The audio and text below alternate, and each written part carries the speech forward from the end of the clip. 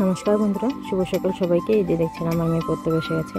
মা শাকগুলো বেছে নিচ্ছে, ওগুলো ডাঁটা শাক ছিল।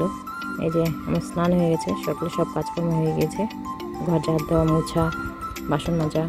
এই যে পর্দা, সব ঘরে পর্দা ধুয়ে দিয়েছে, কারণ আমরা বাড়িতে 2 দিন ধরে অসুখ ছিলাম, আমার এক ঠাকুমা মারা গেছে। তাই এই যে দেখছেন সব পর্দা ধুয়ে দিয়েছি। আবার বাইরে দেখছেন কি রৌদ্র, কি প্রচণ্ড রৌদ্র, বাইরে থাকা যাচ্ছে না। এই যে স্নান হয়ে গেছে, স্নান করে আবার রান্না বসাবো। এই ভাত, বেগুন ভাজা আর ওই ডাঁটা শাকগুলো দেখছিলেন মা বেচছিল, ওগুলো করবো। এগুলো হয়ে যাওয়ার পরে খাওয়া দাওয়া করে নিয়ে আজকে একটু অফিসে যাবো। দেখছেন অফিসে যাচ্ছি। এই যে কদম গাছটা দেখছেন, এটা আগে বাড়িতে ছিল, এটা এখানে এনে রাখা হয়েছে, কারণ অফিসে না প্রচণ্ড রৌদ্র পায় আর গরম হয়ে থাকে।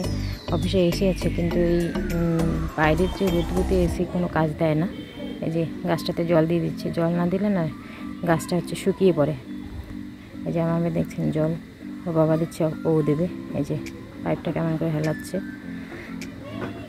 জল দেওয়ার পরে এখন ঘরের ভিতরে আসবে, এসে আমাকে কী কী যেন বলবে। এখন পরিষ্কার করবো। ঠিক আছে বন্ধুরা, আজকে এখানেই নমস্কার জানিয়ে বিদায় নিচ্ছি। ভালো থাকবেন।